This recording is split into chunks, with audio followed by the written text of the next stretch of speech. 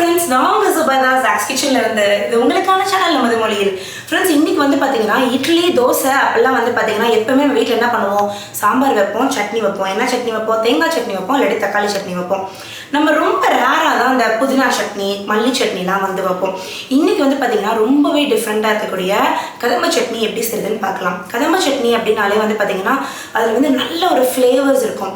இங்க நம்மளோட ஊர்லலாம் வந்து பாத்தீங்கன்னா மதுரையிலயும் சரி, சென்னையிலயும் சரி நிறைய இடங்கள்ல வந்து முருகன் இட்லி அப்படின்னு சொல்லி ஒரு கடை இருக்கு. அங்க போனீங்கன்னா இந்த சட்னி கொடுப்பாங்க, அவ்வளோ டேஸ்டா இருக்கும். ஸோ இன்னைக்கு அந்த ரெசிபி தான் உங்களோட ஷேர் பண்ணிக்க போறேன். இது வந்து இட்லி, தோசை, சப்பாத்தி, குழம்பு எதுவுமே இல்லைனா ரைஸோட எல்லாத்துக்குமே அட்டகாசமான ஃப்ளேவரில் இருக்கும். ஸோ கண்டிப்பாக இந்த ரெசிபி எப்படி செய்யுதுன்னு வாங்க பார்த்துடலாம். அண்ட் மெயினாக இந்த ரெசிபி வந்து நான் மிக்ஸியில் செய்ய போகிறதில்ல, ஆட்டுக்கல்ல ஆட்டி உங்களுக்கு வந்து செஞ்சு காமிச்சிருக்கேன். எப்படி செய்யுதுன்னு வாங்க பார்த்துடலாம். நம்ம சேனல் நீங்கள் வரைக்கும் சப்ஸ்கிரைப் பண்ணலாம், மறக்காமல் சப்ஸ்கிரைப் பண்ணி வச்சுக்கோங்க. பக்கத்தில் இருக்க பெல் பட்டனையும் கிளிக் பண்ணிக்கோங்க. நீங்கள் ட்ரை பண்ணுற ரெசிபீஸை மறக்காமல் ஃபோட்டோ எடுத்து zacs kitchen அப்படின்ற என்னோட இன்ஸ்டாகிராமில் எனக்கு பர்சனலாக பின் பண்ணலாம், இல்லை உங்களோட ஸ்டோரிஸில் வச்சு நான் டேக் பண்ணலாம். வாங்க கதம்ப சட்னி எப்படி செய்யுதுன்னு பார்த்துடலாம். கதம்ப சட்னி செய்கிறதுக்கு ஃபஸ்ட்டு ஒரு மண் சட்டி எடுத்து வச்சுருக்கேன். ஸ்டவ் ஆன் பண்ணிக்கலாம். 2 டேபிள் ஸ்பூன் எண்ணெய் விட்டுக்கலாம். எண்ணெய் கொஞ்சம் சூடாகட்டும். அடுத்து இதில் 100 கிராம் சின்ன வெங்காயம் சேர்த்துக்கலாம். தோல் உரித்து ஏற்கனவே வாஷ் பண்ணி வச்சுருக்கேன். அடுத்து 2 பெரிய வெங்காயம் இந்த மாதிரி நீள நீளமாக கட் பண்ணி சேர்த்துக்கோங்க. அடுத்து இதில் ஒரு 5லேருந்து 6 பல்லு பூண்டு தோலை உரிச்சிட்டு சேர்த்துக்கலாம். எல்லாத்தையும் ஒன்று சொன்னாப்பில் நல்லா வதக்கி விட்டுடலாம். வெங்காயம் வந்து நல்லா சாஃப்டாக வதங்கணும், பூண்டும் வந்து நல்லா சாஃப்டாக வதங்கணும், வதங்கிட்டு இருக்கட்டும். அடுத்ததில் ஒரு 5லேருந்து 6 வரமிளகா இந்த மாதிரி மேலே இருக்க காம்பை நம்ம வந்து எடுத்துட்டு நம்ம அதையும் வந்து வெங்காயத்தோடு சேர்த்துக்கலாம். நாட்டு தக்காளி ஒரு 5லேருந்து 4 நாட்டு தக்காளி எடுத்துக்கோங்க. மீடியம் சைஸாக பார்த்து எடுத்துக்கோங்க. மீடியம் டு பிக் எடுத்துக்கோங்க. மேலே இருக்க கண் இந்த மாதிரி எடுத்துட்டு அதுக்கப்புறம் இதை வந்து கட் பண்ணி இந்த மாதிரி சேர்த்துக்கோங்க. நல்லா பழுத்த நாட்டு தக்காளியாக எடுத்துக்கோங்க. அப்போ தான் வந்து நல்லா டக்குன்னு மசிஞ்சு வேகும். இது எல்லாத்தையுமே ஒன்று சொன்னாப்புல நல்லா வதக்கி விட்டுடலாம். அடுத்ததில் ஒரு கைப்பிடி அளவுக்கு கொத்தமல்லி, ஒரு கைப்பிடி அளவுக்கு புதினா, இது எல்லாத்தையுமே வந்து நான் ஏற்கனவே க்ளீன் பண்ணி வாஷ் பண்ணி வச்சுருக்கேன். அடுத்து வந்து பார்த்திங்கன்னா கொஞ்சமாக கருவேப்பிலை இலை எல்லாத்தையுமே நல்லா வாஷ் பண்ணி இதில் வந்து சேர்த்துக்கலாம்.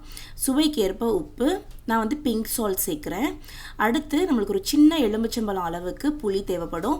ஸோ அதுக்காக ஒரு சின்ன எலுமிச்சம்பழம் அளவுக்கு புளி எடுத்துக்கலாம். இதையும் இதில் சேர்த்துட்டு எல்லாத்தையும் ஒன்று சொன்னாப்புல நல்லா வதக்கி விட்டுடலாம். இப்போ பார்க்குறதுக்கு நம்மளுக்கு நிறைய இருக்க மாதிரி தெரியும். வதக்க பார்த்திங்கன்னா எல்லாமே நல்லா அப்படியே வந்து உள்ளுக்குள்ளே வந்து சுருங்கி போயிடும். ஸோ நல்லா இந்த மாதிரி நல்லா வதங்கட்டும். ஒரு 3லேருந்து 4 நிமிஷத்துக்கு மீடியம் டு லோ ஃப்ளேமில் வச்சு வதக்கி எடுத்துக்கலாம். இப்போ நான் வந்து உங்களுக்கு காட்டுற ப்ராடக்ட்ஸ் எல்லாமே வந்து பார்த்திங்கன்னா நம்ம ராஷ் குக்வேர்ஸில் இருக்கக்கூடிய ப்ராடக்ட்ஸ் தான்.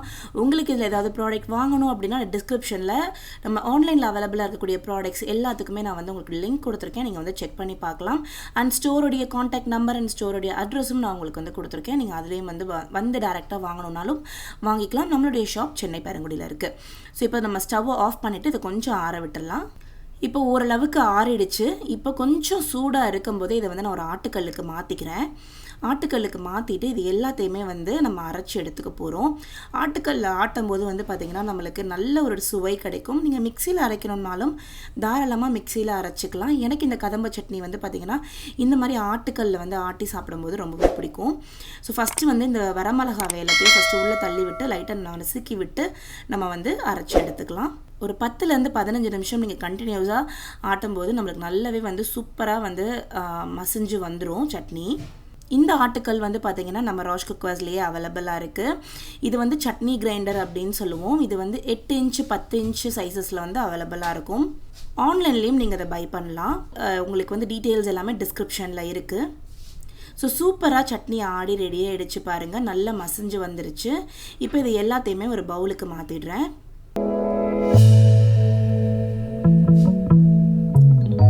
நம்ம பொதுவாக ஆட்டுக்கல்ல வந்து பார்த்திங்கன்னா நிறைய மாவு அதெல்லாம் ஆட்டுறதை விட இந்த மாதிரி சட்னி ஆட்டுறதுக்கு ஒரு சின்ன கல் வச்சு நம்ம வந்து சட்னி வந்து நம்ம வந்து அரைச்சி சாப்பிட்லாங்க. ரொம்ப நல்லாயிருக்கும். அடுத்து இதை வந்து நம்ம தாளிச்சிடலாம். கொஞ்சமாக வந்து தாளிப்பு கரண்டியில் எண்ணெய் விட்டுக்கிறேன், 1 டீஸ்பூன் அளவுக்கு.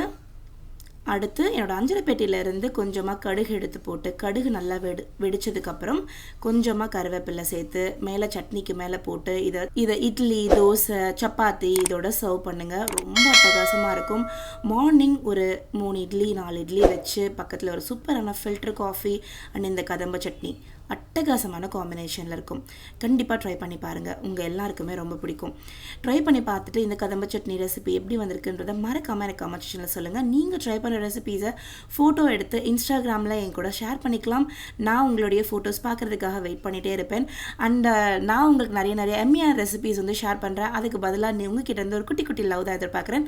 மறக்காமல் இந்த சேனலை சப்ஸ்கிரைப் பண்ணிக்கோங்க. இந்த வீடியோக்கு லைக் கொடுங்க. பாய் ஃப்ரெண்ட்ஸ், நான் உங்களை அடுத்த வீடியோவில் சந்திக்கிறேன்.